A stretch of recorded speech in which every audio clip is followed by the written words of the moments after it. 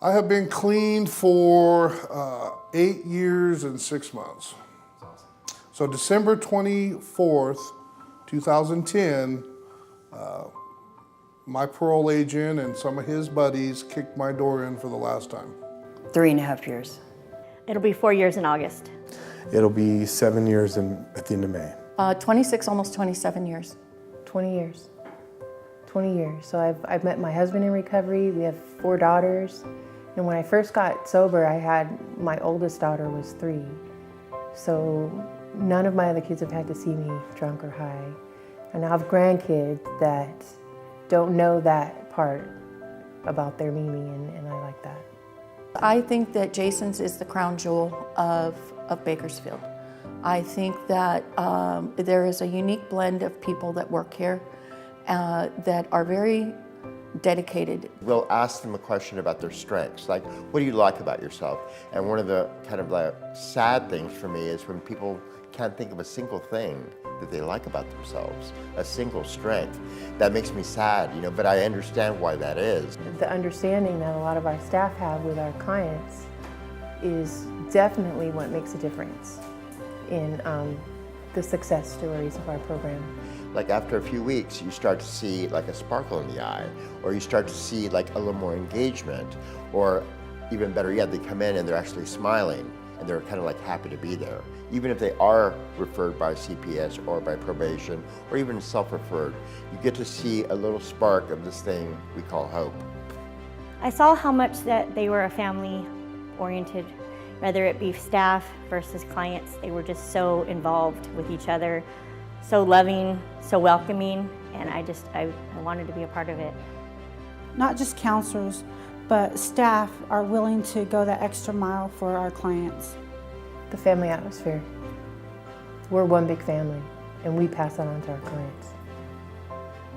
It's just like a family, and it makes you not mind coming to work every day. It makes you kind of excited to see who's going to be a part of the family this week. The biggest experience I think that touched me the most was having a client come back with their children, over 2 years later, and say, I have my kids today. I have my kids today because I took the advice of everybody here. And today I go to bed every night with my babies and tuck them in. That's something that you can't get by money or get by title or get by anything, but just by the people caring. And I remember going over to admin, Eric's office, and there was just presents everywhere. And I just kept asking, like, who were the presents for? Because it was, rooms, they were filled, there were presents, a lot of presents. And so eventually they're like, oh, they're for clients and their children.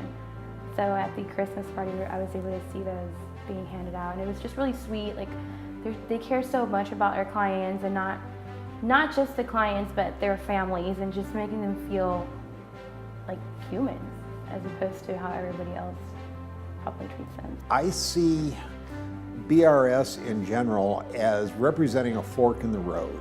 And when our clients come to us, they have very simply one choice to make. They can either stay on the path that they were on, which will very likely wind up in prison or death or who knows what, or they can literally start their lives over again.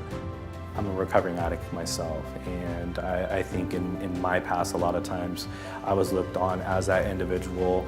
People would see me, whether I was getting out of prison or see me in my addiction, and they looked at me like, this guy's never gonna get it. This guy is just going back to prison, or this guy. So I know without a shadow of a doubt that it's definitely possible. It is just kind of finding that strength, reaching out, getting connected, and getting yourself into treatment. I was lost, I was no hope, and now I beam every day. So never give up hope. There's always hope, no matter what. What would I tell them to expect? Freedom.